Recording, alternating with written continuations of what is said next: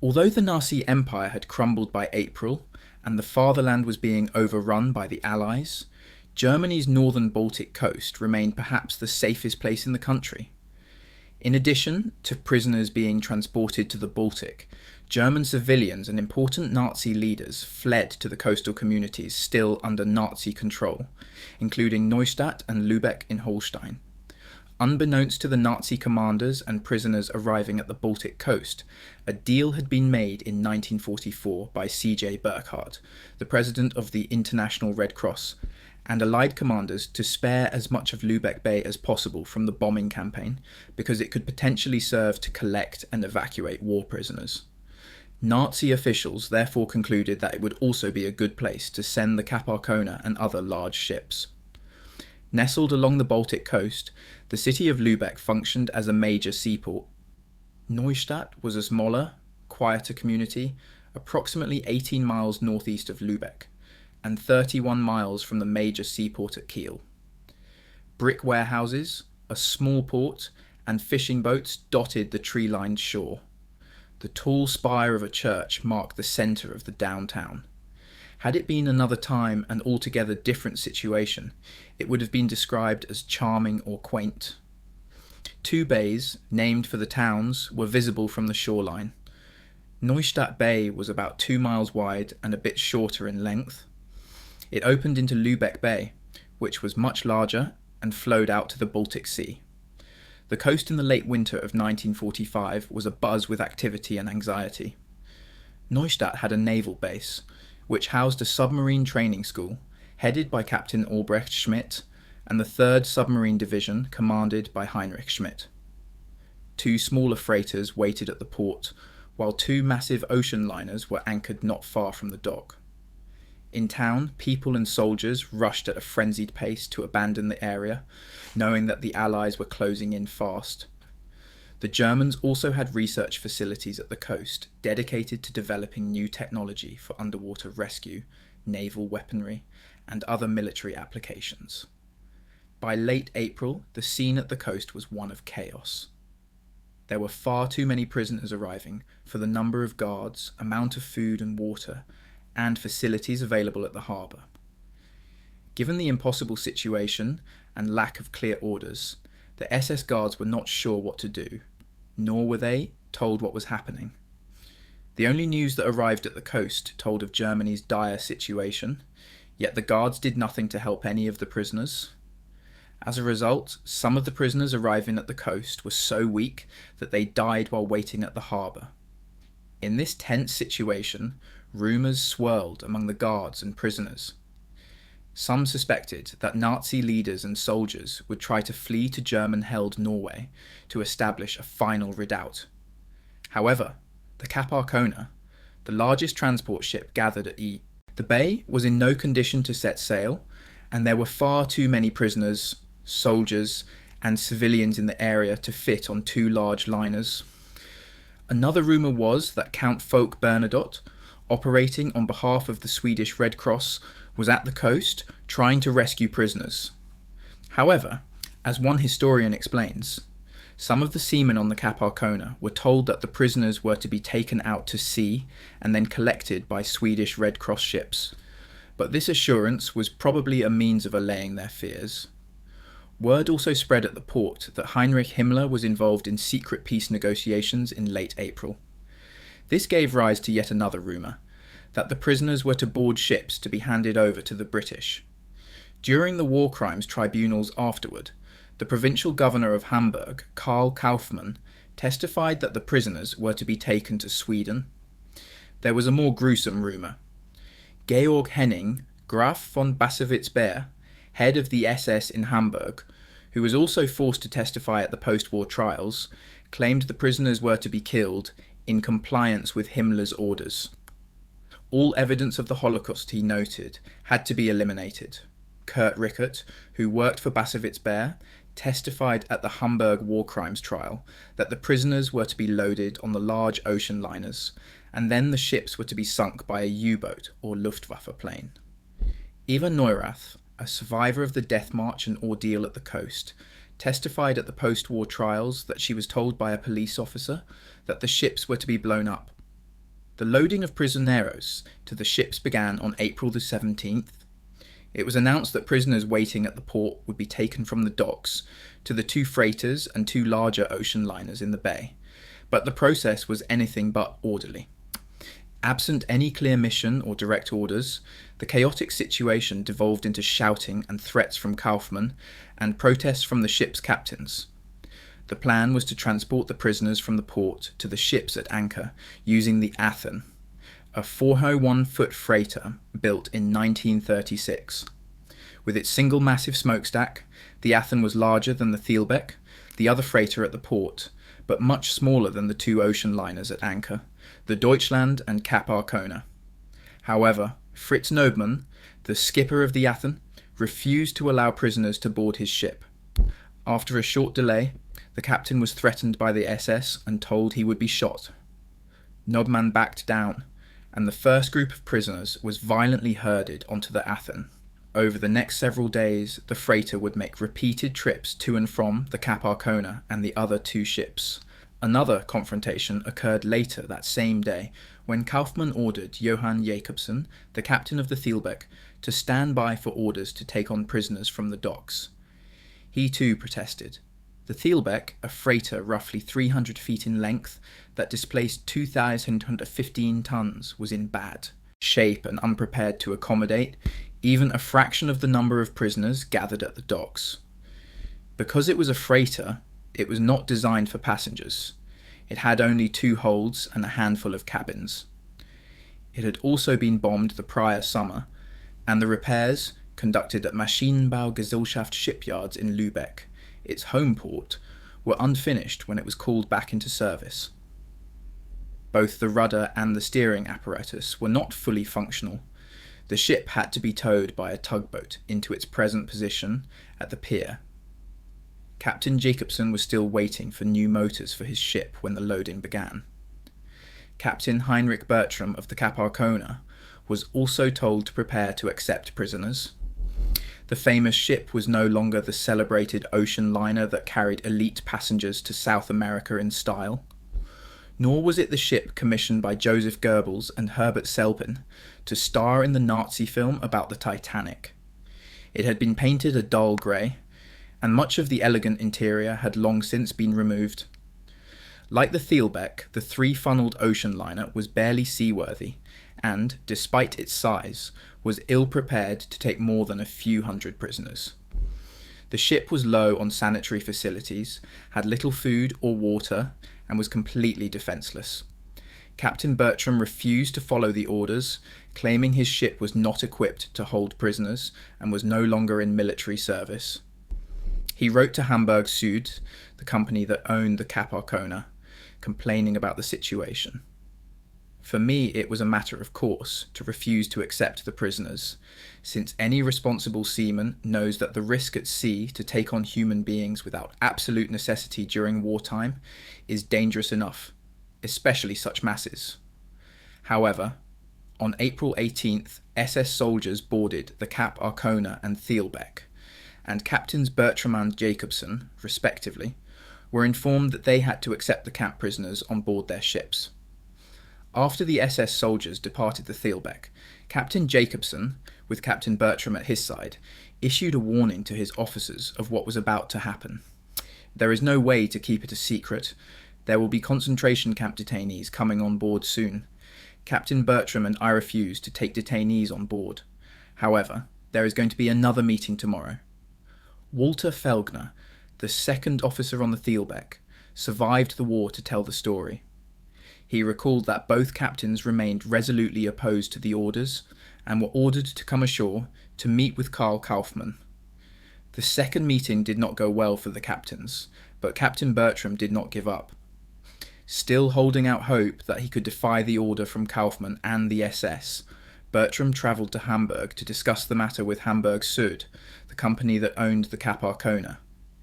He complained about losing command of his ship, the mission and personnel issues. However, any hopes Bertram had that Hamburg Süd could intervene on his behalf were dashed. When he returned to Neustadt the next day, April 20th, he and Captain Jakobsen of the Thielbeck again met with Kaufmann, but were informed that concentration camps in the region were being evacuated and at least 10,000 more prisoners from Neuengamme were on their way to join the thousands already at the coast, and all were to be loaded onto their ships. The captain's crew had been reduced from 250 to 70, which was an amount inadequate for the number of prisoners the ship was housing or for setting sail. Kaufmann reminded Bertram and Jakobsen that he was not only the provincial governor, but was also the Reichskommissar, with authority over shipping. The Cap Arcona and Thielbeck would be accepting thousands of prisoners, whether the captains cooperated or not. Another ship, the Deutschland, a converted hospital ship, would likely be forced to accept prisoners as well. If the captains refused, Kaufmann informed them that they would be stripped of command and shot on the spot. Captain Jakobsen again met with his officers aboard the Thielbeck. Visibly depressed, he complained, "Starting today, I'll have no command over my own ship anymore." The Athen began transporting prisoners to the Thielbeck and Cap Arcona. Loading resumed on April 20. That same day, another 2,500 prisoners arrived at the port.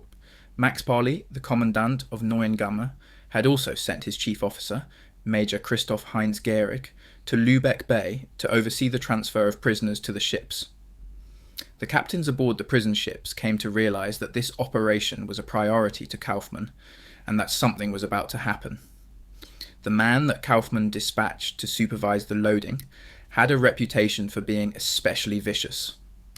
Indeed, Gehrig had been responsible for killing the children used for the tuberculosis tests at Neuengamme and the nearby Janusz Korczak school at Bullenhuser Dam. He remained just as ruthless in his new task, threatening to kill the captains and crew of the ships if they disobeyed his orders. And so he ordered that Captain Nobman of the Athen transport the 12,500 newly arrived prisoners to the Cap Arcona, along with 280 guards to prevent any resistance. But when the Athen arrived to tie up next to the Cap Arcona, the prisoners were unable to be transferred to the larger ship. Captain Bertram had again gone ashore to try to negotiate to save his ship, and had given orders to First Officer Felgener to allow no prisoners on board the old liner.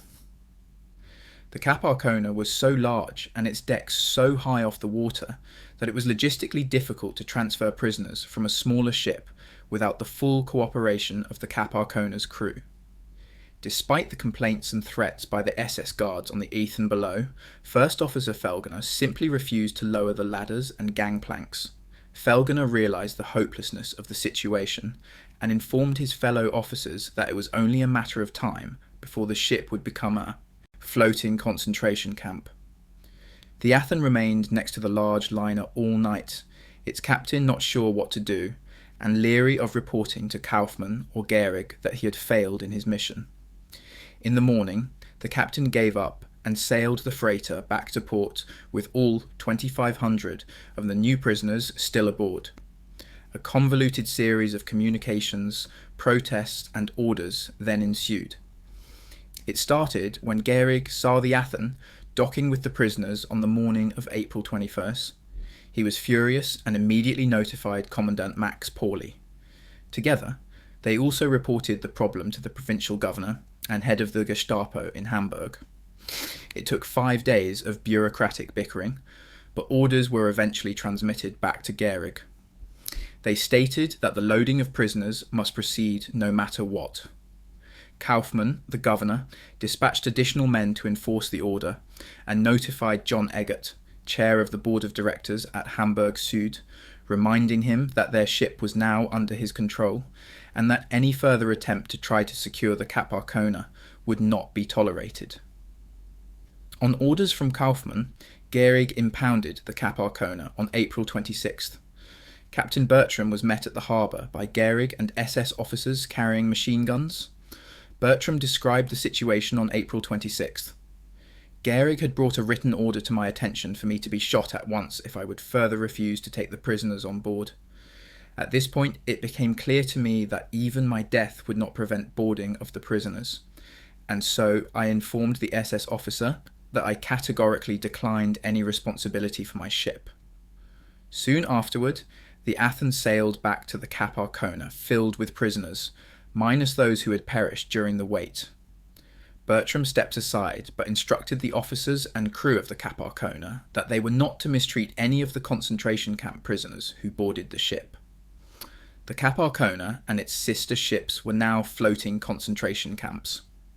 On board, the crews scrambled to ready the ships. Provisional toilets had to be set up on the deck of the Thielbeck. The entire process of transferring the prisoners from the harbour to the ships was further hampered by the fact that the mariners and SS guards did not like or trust one another. The crews were outraged by what was happening to their ships, and alarmed by the savagery of the SS guards toward the prisoners. The 2,500 prisoners from the Athen were crammed into the Cap Arcona's holds and rooms. Major Gehrig informed Captain Bertram that more prisoners were coming, and that he was expected to accommodate as many as 7,000 to 8,000 of them. Bertram complained that it was impossible to accommodate that many, given his skeletal crew, lack of food and water, and general poor condition of the ship. Bertram had been making this argument for days, so Gehrig and his SS guards decided to see the conditions for themselves. What they saw shocked even them. The ship was in deplorable condition, and the stench of human feces from the toilets that had long since ceased to function was overwhelming. Dead bodies littered the holds and had to be removed. Still, the bureaucratic-minded Nazis recorded the deaths and identities of as many prisoners as possible. One of them was Jelis Laskovs, a 20-year-old Polish Jew who, according to Nazi records, died on April 27th of diarrhea. The Nazi officers reluctantly agreed that the scheduled number of prisoners was too high, but also maintained that the ship must take on some additional prisoners. Commandant Pauli from Neuengamme sent an order that Bertram had to accept 3,000 more prisoners. Bertram acquiesced, but announced that he refused to accept responsibility for what happened and attempted to leave the ship. However, the captain was stopped by Gehrig, who ordered 2 SS guards to detain Bertram and shoot him if he tried to leave. One of the SS troopers stuck a pistol in Bertram's chest, causing the captain to step aside, saying, "I have a wife and 2 children. That is the only reason why I will comply with this insane order." From that point onward, the transfer of additional prisoners to the Cap Arcona continued without interference. Additional SS guards arrived on the Cap Arcona for sinister purposes. They began removing all life vests, life jackets, and anything else such as wooden benches that might float. These items were locked in storage, and then the guards began punching holes in the 26 lifeboats and landing crafts. These cruel acts were surely not lost on Captain Bertram and his crew, who likely began to figure out the mission planned for their ship. Transferring weak and dying prisoners from one ship to another proved to be no easy task. Frustrated by the difficulty, the SS guards kicked and beat the prisoners while trying to load them onto the Athen and then onto the Cap Arcona. When the freighter tied up next to the Cap Arcona, flimsy ladders were thrown over the side of the tall ship, but the malnourished and weak prisoners had a difficult time trying to climb them. Those prisoners unable to climb were shot. One Polish prisoner remembered the ordeal in vivid detail. "They drove us on board the ships with shouts and blows. We climbed down steep ladders into holds. In the rush, many prisoners fell from a great height into the depths of the hold and were severely injured, suffering contusions and breaks. We could hardly move below. It was dark, cold, and damp. There were no toilets, no water. It began to stink. Once the prisoners made it up the rope ladders and onto the Cap Arcona, they were gathered on the promenade deck, where only a few years earlier passengers boarded the ship to toasts of champagne. As the prisoners shuffled in bare feet down the halls and stairs of the ship, they glimpsed signs of the splendour of the Cap Arcona's glory days that the SS guards had failed to remove: brass, railings, bronze ornaments, mahogany tables, and elaborate tapestries. They were marched across Persian carpets and through the Victorian dining room, usually at the end of a cracking leather whip, and locked into crowded rooms stripped bare of any amenities. The SS guards occupied luxury suites on the upper decks of the Cap Arcona. From time to time, they received another kind of visitor. Women were brought aboard by small launches. These included girlfriends among the local women and prostitutes. German prisoners were put in the first-class cabins, Poles and Czechs in the second-class cabins, French, Italian and Dutch prisoners in the third-class rooms, and Soviet soldiers and Jews were forced into the cargo and storage holds in the deep bowels of the liner, an area known as the banana deck, and easily containing the worst conditions on the ship. One Jewish prisoner recalled being in a supply room well below sea level that was roughly 25 yards long by 10 yards wide, packed full of survivors from the Neuengamme. There were no beds or facilities available to the prisoners. There was no place to bathe or sleep. There was no privacy. For the prisoners in the deepest holds, there were no windows, and the hatches were kept shut, which denied the prisoners any fresh air or light. The only light they experienced was when the hatches were quickly opened during the initial days of captivity to pass down buckets with a little food and water. Those rations consisted of an inedible soup without any bowls or spoons. Much of it spilled out of the bucket and onto the urine-filled floors. Buckets were also lowered by rope to collect the feces and urine, which also spilled back out of the bucket while being pulled up to the deck. One inmate who survived recalled that when the bucket reached the hatch, the thing tipped up, emptying its revolting contents on the heads of the prisoners who had gathered underneath for a glimpse of the open sky. Soon, feces and urine filled the floors. Prisoners attempted with desperation to wipe the feces and urine from their bodies and find a clean spot in order to sit down, but it was impossible, and they were forced to sit and sleep in human waste. The stench was so strong that the guards eventually stopped opening the hatches altogether. Either way, the ship had run out of food and water. Throughout the ship, typhoid fever and lice spread among the prisoners, and bodies began piling up in the rooms and on deck. The conditions and smell were now so awful on board the Cap Arcona that most of the SS guards complained and demanded to be taken off the ship. They were replaced by about 200 old men from the Volkssturm, men over the age of 55, conscripted into the Home Guard. Some prisoners recalled that at least the daily beatings stopped when the SS guards abandoned the ship. The conditions on the Thielbeck were equally abysmal. A narrow side door was used to load the prisoners, and because the guards were in a panic, they kicked and shoved the survivors onto the ship. The prisoners were forced into a central storage area that was so crowded that it was difficult even to sit down. A large tub in the centre of the open room was used as a latrine by the prisoners, but it soon overflowed onto the floors, and the prisoners, like those aboard the Cap Arcona, were forced to sit or stand in the waist in pitch-black darkness.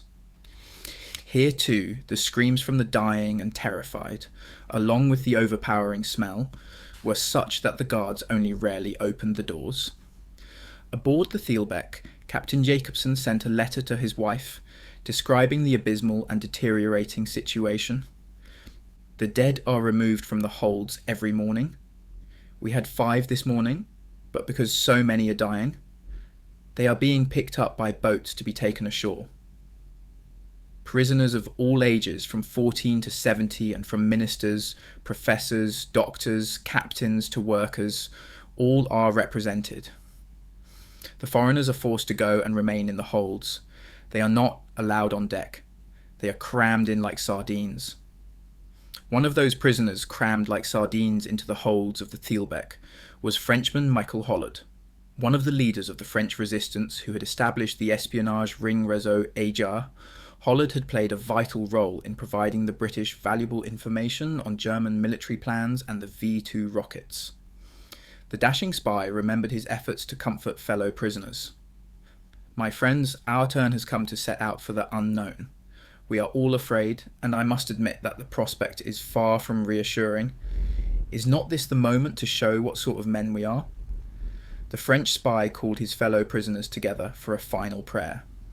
Holding hands with one another, Hollard prayed, "O God, from the depths of our agony, we beseech you, whatever happens to us, protect, we implore you, our wives and children, and guard them against all evil. At the port, prisoners continued to arrive by the thousands, and the Athon continued shuttling them to the 3 larger ships. A few small launches and rafts were commandeered to expedite the process and assist the Athon. From April 27 to 30, roughly 6,500 additional prisoners, mostly from Neuengamme, were loaded onto the Cap Arcona and Thielbeck. On board the Cap Arcona, the number of prisoners swelled, and the ship soon ran out of food, water, and medicine. Prisoners were dying in alarming numbers. Some of them were thrown overboard, while others were taken by the Athon and smaller launches back to the port, where they were disposed of in mass graves. And then something happened. The Athon made its final delivery of prisoners on April 30th, bringing roughly 200 more prisoners from the Fürstengruber concentration camp. Since being brought aboard the Cap Arcona, the prisoners had been trying to form a rudimentary organisation to communicate with one another and lobby the crew to share their food and water. Unbeknownst to the skeletal detachment of guards still on board, this impromptu prisoner organisation had also managed to lower some inmates over the sides of the ship and into the water. Led by a few British prisoners, they recruited some Soviet soldiers to try to swim to shore. However, in the cold water, the fragile prisoners perished. The prisoner organisation was, however, successful in registering their complaints about the inhumane conditions on board. Captain Bertram responded by requesting that some of the prisoners on board the overcrowded Cap Arcona and Thielbeck be permitted to go back to the port. Amazingly, the officers at the harbour agreed, and around 2,000 prisoners from the ships, mostly French, along with a few Belgian, Dutch, and Swiss prisoners, were taken back to the port. They could not have known, but Count Folke Bernadotte and the Swedish Red Cross were back at the port, demanding additional prisoners be released. One of those taken off the Thielbeck was French spy Michael Hollard. He and his comrades almost did not cooperate, for they feared the worst. But when they arrived on the top deck, they were hosed down to remove the feces and urine and then taken to the port. There they were met by the Count. The detainees were transferred to the Swedish ships Magdalena and Lily Mattison. On April 30th, the hospital ships departed for Sweden. Hollard, aboard the Magdalena, had miraculously survived. On May 1st, Captain Bertram met with the prisoner organisation on board the Cap Arcona and their leader, German actor Erwin Geschonek, to inform them of some long overdue good news. Hitler was dead, and the prisoners removed from the ship the previous day were rescued by the Swedish Red Cross. There was hope. Although the weather remained chilly, the signs of spring were everywhere. Soft buds had returned to tree branches, and the frozen ground underfoot had given way to fields of velvety new grass. The date was May 3rd, 1945, and the long and terrible war was in its final fitful throes. Peace was inevitable, and negotiations were underway throughout the region. As the dawn sun struggled to warm the frigid waters of the Baltic Sea, a thick fog rolled in across Germany's northern coast, followed by a light rain. It seemed to be a typical spring morning, except, of course, for the presence of the British Army and floating concentration camps anchored offshore. Not far away, near the Elbe River in the west, the tranquility of the early hour was interrupted by the roar of airplane engines. The engines that coughed and sputtered to life that morning belonged to Hawker Typhoon, Mark 1B fighter bombers involved in large-scale operations against German shipping on the Baltic. The Typhoon pilots of the Royal Air Force stationed at air bases at Aalhorn, Celle, Hustad, and Plant Lünne in German territory were rustled from bed around 4 o'clock that morning. Mechanics were already on the tarmac, preparing the warplanes for major anti-shipping strikes along Germany's northern coast from Kiel, Baito, Neustadt Bay on the Baltic Sea. This morning, it was the 83rd Group of the 2nd Tactical Air Force that received the mission.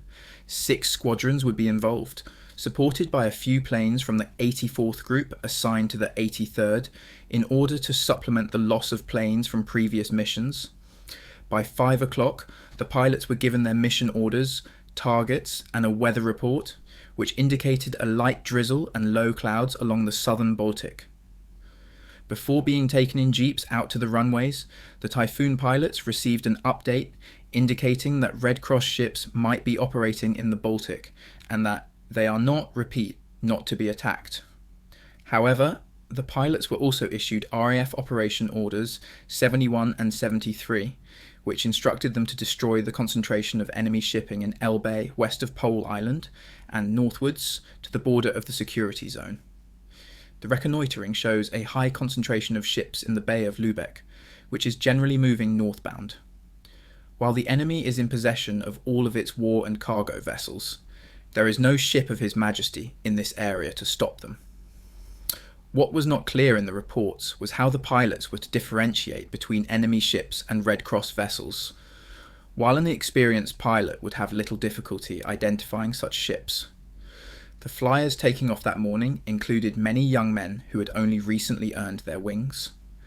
They also had to contend with overcast skies and showers.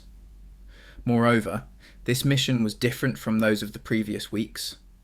According to Martin Rumbold, a Typhoon squadron leader, one RAF intelligence report, issued just days prior to the mission, warned that Nazi leaders wanted to move to set off to Norway.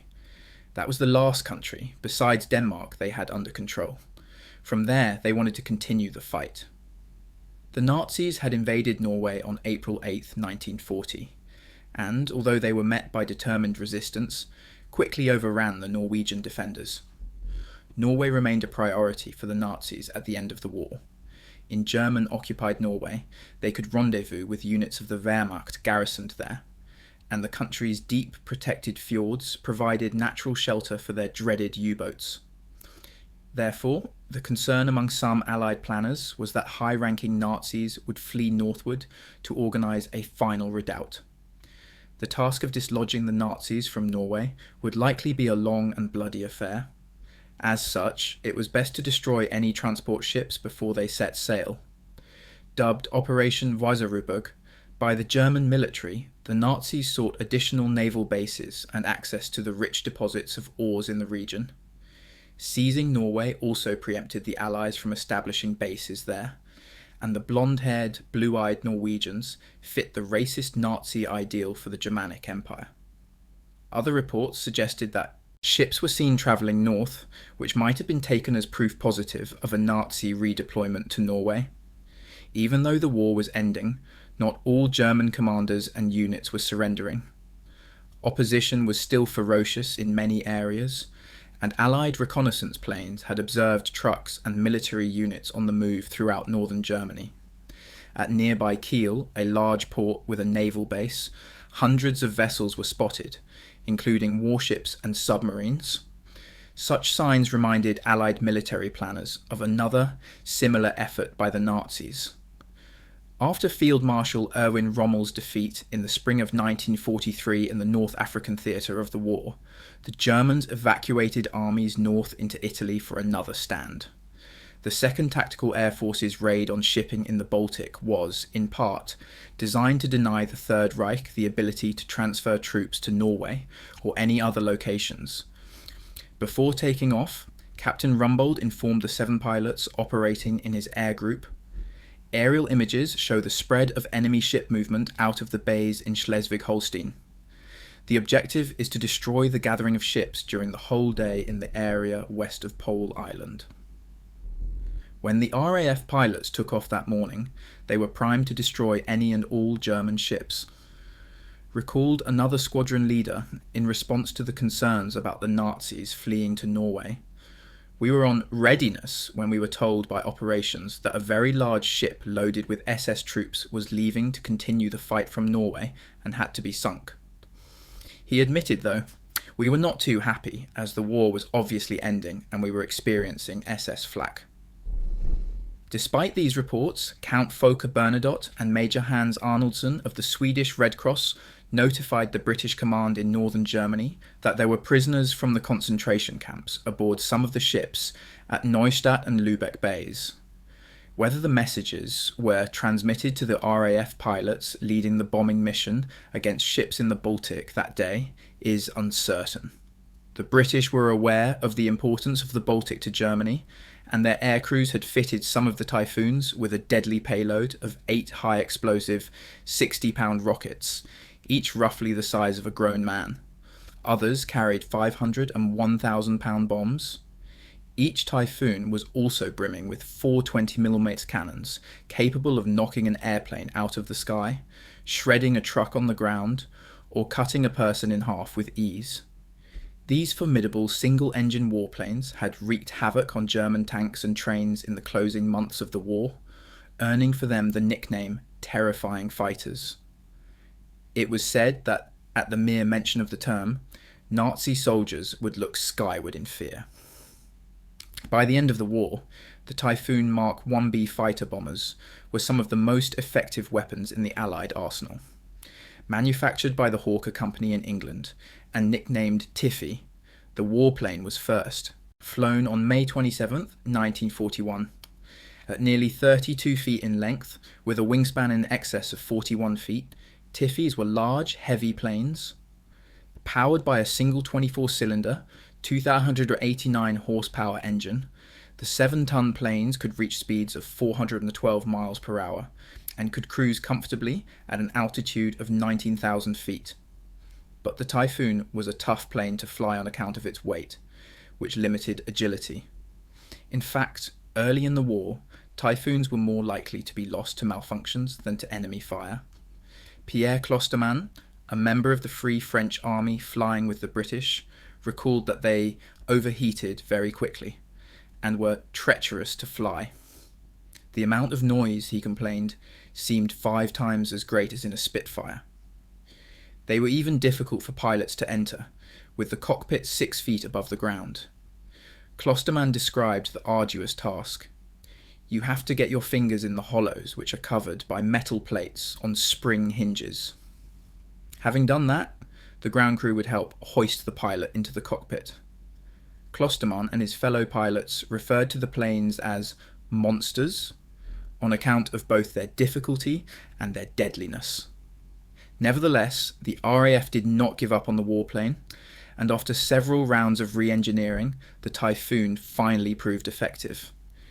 Too heavy and lumbering for air-to-air combat, the Tiffys proved to be perfect for low-altitude bombing missions.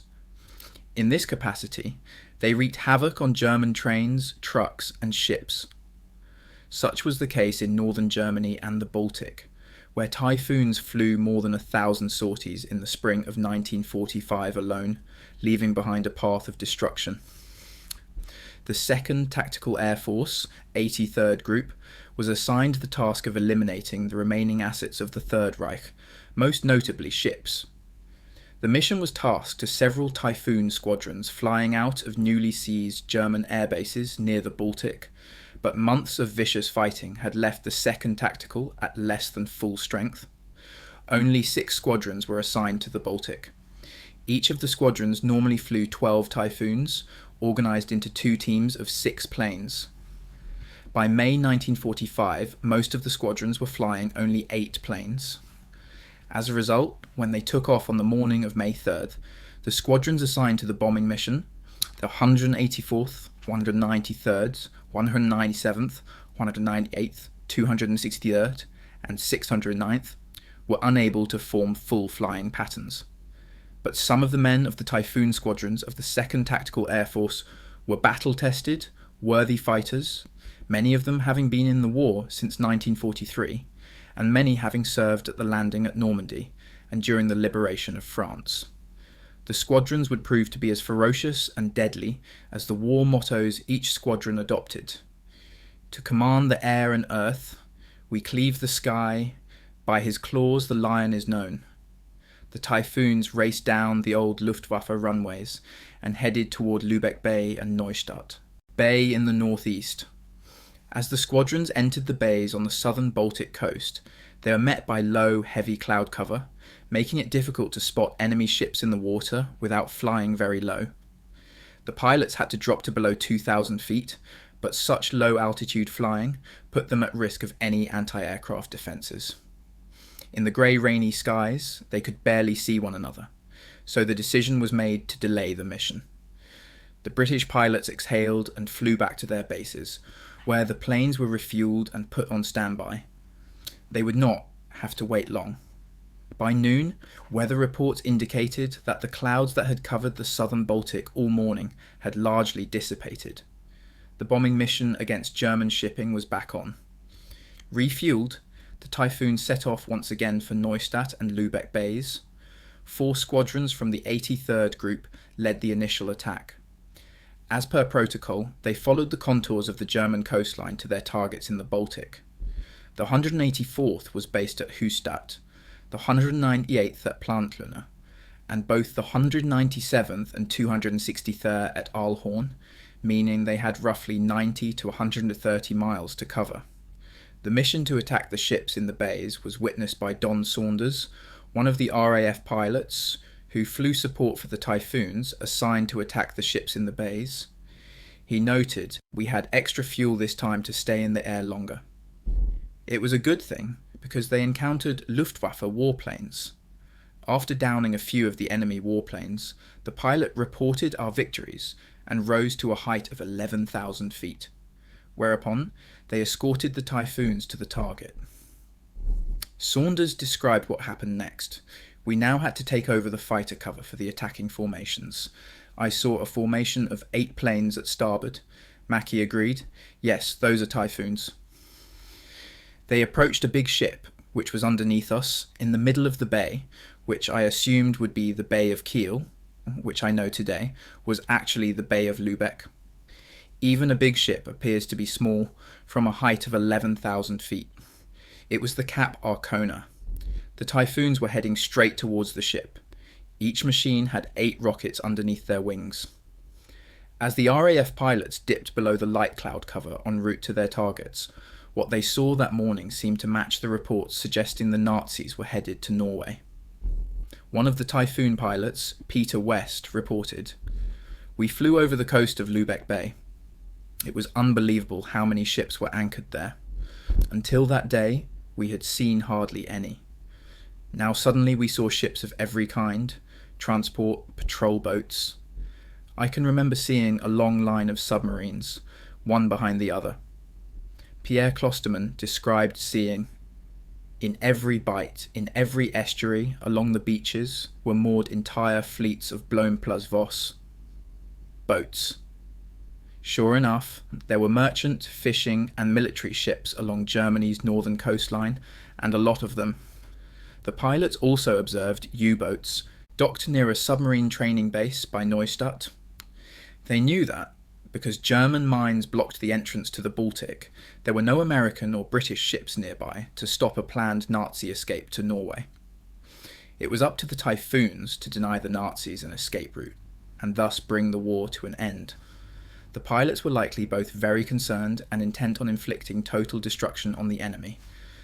In the 2 months leading up to the attack, members of the 83rd Group had suffered serious losses. The Germans were still putting up a fight. Pierre Klosterman recalled that in 2 earlier missions, they lost 6 pilots. His squadron was down to just 11 pilots and 16 warplanes, and they were flying 3 missions a day. "We couldn't possibly keep it up," worried Klosterman. Indeed, many of the Typhoons and support planes in the mission were riddled with bullets and flak. One had a hole 2 feet across in his tail fin. Klosterman's own plane had 2 holes the size of fists in the fuselage, but they were also inflicting massive damage on Germany, destroying numerous trucks, locomotives, and ships on nearly every mission. The pilots also expected to encounter German planes and fire from anti-aircraft batteries on the ground, something they endured everywhere, even in the most unexpected places, throughout Germany. Flying in tight formation in order to protect themselves from any blind spots above, below, and behind the planes, the Typhoons came in low and fast, dropping from 10,000 to about 3,000 feet over the bays. To their relief, the pilots encountered minimal fire from anti-aircraft batteries at the port. The only thing that greeted the Tiffies that morning was a very light rain. On May 3, the skies belonged to the RAF Typhoons. Fortunately, the ships in the bays, much like the towns of Lübeck and Neustadt, were largely defenceless.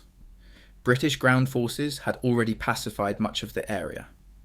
The Luftwaffe had been destroyed, and only a handful of planes were scrambled to intercept the Typhoons. Likewise, only a few anti-aircraft batteries were still operational, and managed to shoot down only one RAF bomber that day, a Typhoon piloted by L.S. Brooks, who was able to make an emergency landing near Blauer Abel and Winterschegen. There were 4 major synchronized Typhoon strikes from the 83rd Group. All ships in the waters were possible targets, but the main focus of the RAF pilots was on the 2 largest ships, the Cap Arcona and Deutschland. Given their size, these ships posed the greatest threat because they were capable of transporting thousands of German soldiers, but the pilots could not know that the Cap Arcona did not even have flak guns on board. Like the Athen and Thielbeck, it also had little in terms of exterior markings to indicate it transported prisoners. Captain Heinrich Bertram had attempted to light up the Cap Arcona in order to mark it as a hospital ship, but the SS guards on board disallowed it. The crew of the Deutschland started to paint a red cross on one of the ship's large funnels, but ran out of paint. The first strike, launched from Höchstadt just after the noon hour by the 184th Squadron, consisted of 4 Typhoons led by Lieutenant D.L. Stevenson. Their target was the Deutschland. The massive liner was converted to function as a hospital ship, but some of the wounded German soldiers it had been carrying were sent ashore on April 20th to make room for prisoners from the concentration camps. The crew had been reduced from 220 to 80 and was supplemented on April 30th, when a naval surgeon and 25 nurses boarded the ship. At roughly 2:30 that afternoon, the 4 Typhoons roared into the bay and attacked the Deutschland. The red cross that had been painted on one of the funnels failed to fend off the attack. The Typhoons struck from the opposite direction and never saw the marking. Swooping down out of the sky, they dove toward the flat waters of the protected bay, launching all 32 of their rockets into the ship below. The RAF pilots found their marks. All but one rocket exploded. The tranquil waters of the bay erupted into high waterspouts and deep concussions from the bombs exploding. In Neustadt, sirens sprang to life. The ships were close enough to the shore for villagers, and those survivors still gathered at the harbour to see the flames and hear the sounds of explosions and creaking of steel. Some eyewitnesses at the dock even reported hearing the cries of the dying on the old liner. The result was that the Deutschland superstructure was ripped apart, causing an enormous fire to erupt midship. The operation lasted 1 hour and 10 minutes. Don Saunders, the RAF pilot who flew cover on the mission, recorded with pride that he destroyed 2 mechanical transports on the ground, 1 locomotive and 1 truck. He also shot down 2 German planes. When the first wave of attacks ended, the captain of the Deutschland desperately ordered his chief engineer, Adolf Kolster, to sew white sheets together and fly the flag of surrender atop the ship. It did not work. The British attacked again at 3:55 p.m. with more rockets and bombs. They need not have bothered. The ship was finished.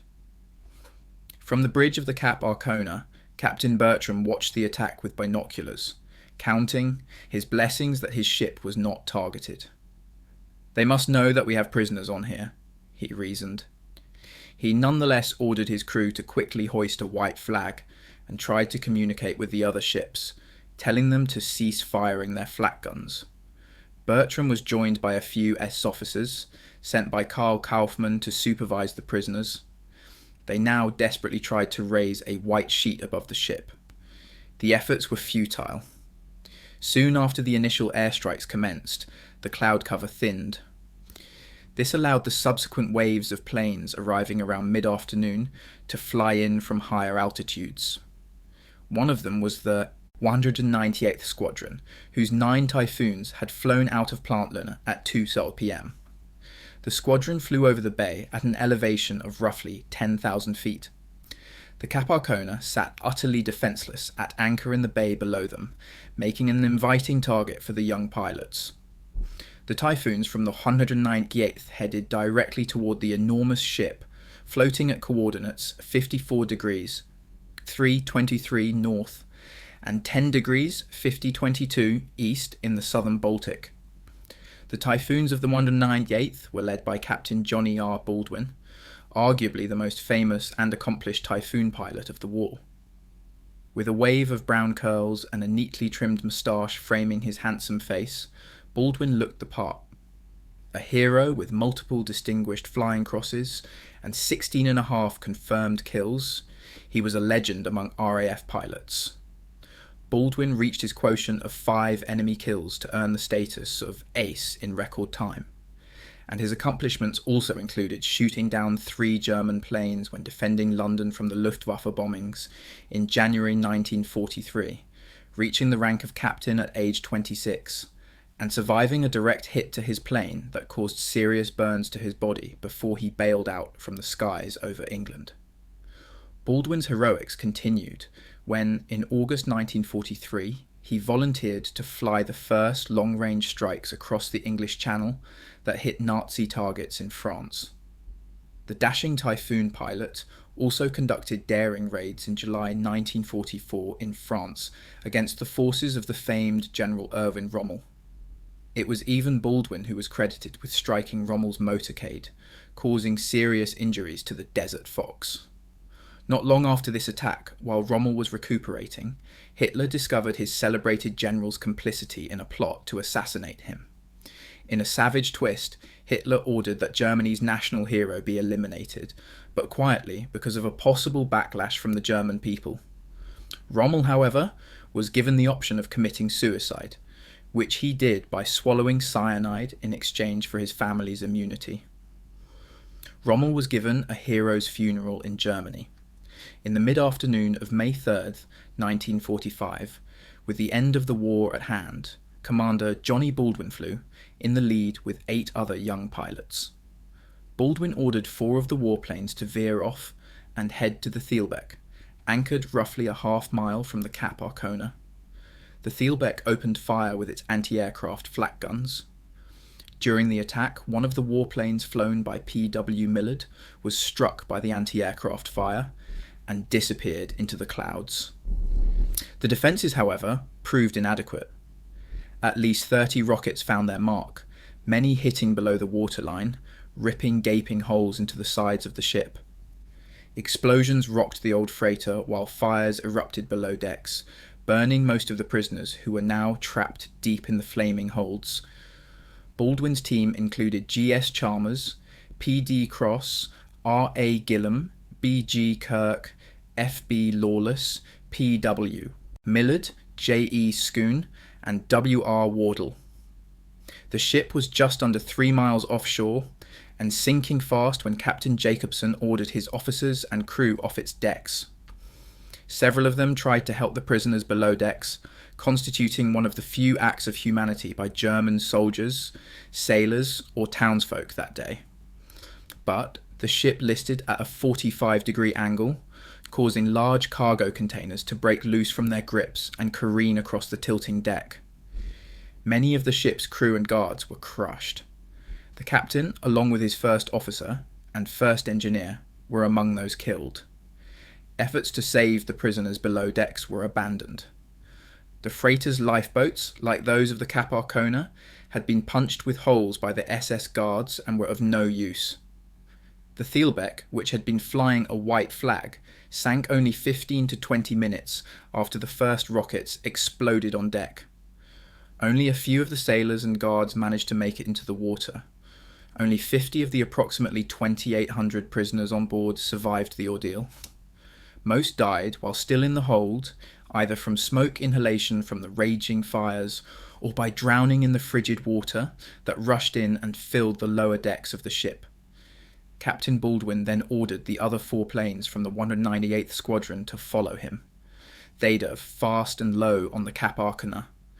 No smoke billowed from its large stacks, indicating it was still at anchor in the bay. The target was locked, and the Typhoons released their rockets on the defenceless liner. All of them found their mark, the first rocket striking the large grey liner directly between the first and second smokestacks atop the ship. The next barrage hit the third funnel and sports deck. Ensuing attacks struck the side of the hull. The Cap Arcona shuddered violently. The concussion of each strike caused windows to explode. Glass flew about the ship while the wood, rugs, and draperies on the old liner caught fire. In minutes, the entire ship was ablaze. The Typhoon attacks continued, and spouts of water and grey funnels of smoke from the explosions shot high into the air in every direction. In the bowels of the ship, prisoners had no chance. Locked in holds below the waterline, many were incinerated when the first rockets tore into the hull. Others drowned as the sea rushed into the lower decks. Still others were crushed when hot steel, furnishings, and shrapnel flew through the belly of the massive liner. The Cap Arcona was struck by 40 rockets, several of which pierced the hull and exploded inside.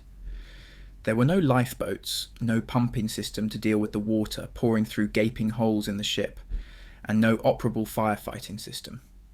Some of the prisoners trapped below decks managed to scramble up ladders, but many fell.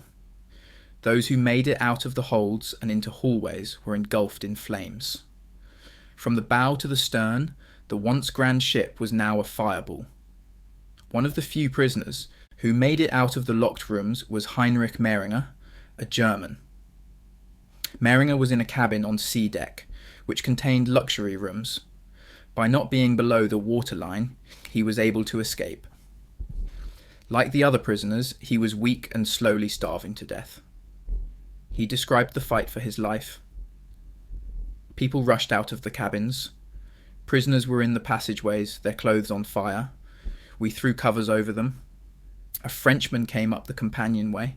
His clothes were also burning. He stammered, "Water everywhere? Everything gone?" Then he collapsed. Beneath our cabins, the fire must already have been raging. The cries stopped suddenly. The floor was very hot. Everyone beneath us was dead and burnt. As Mehringer ran down the hallway, the flames below the floor were so hot that he remembered, my back and head were burning, but because of my agitation, I did not feel the fire.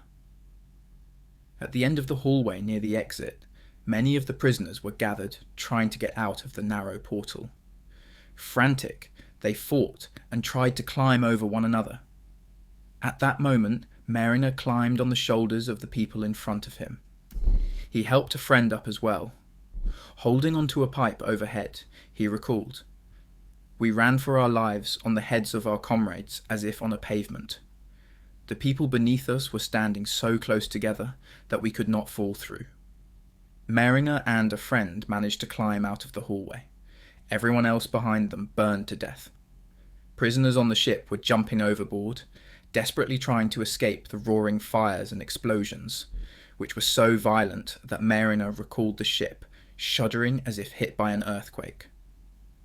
The small transport ship that brought crew to and from the Cap Arcona was still tied to the liner. Miraculously, around 50 of the prisoners managed to lower themselves down to the transport and escaped. Amid the panic on board, Captain Bertram ordered his crew to try to access the life-saving equipment that had been locked away. A few vests and flotation devices were found, and some of the crew who were not killed in the explosions managed to save themselves. But the Typhoons circled and came in for another assault. It was just as violent. Another huge eruption below decks rocked the entire ship. It was likely that a boiler or the engine room caught fire and exploded. The Cap Arcona was engulfed in an inferno of flames and slowly began to sink. A Typhoon piloted by J.E. Schoon had engine problems during the attack and had to force land nearby, but he survived the incident and was rescued by British forces. P.W. Millard, whose plane was hit in the attack on the Thielbeck, managed to fly his damaged Typhoon back to the airbase at Plant Luna at 3:10 that afternoon. A few minutes later, the remainder of the planes arrived. It was another successful and devastating attack,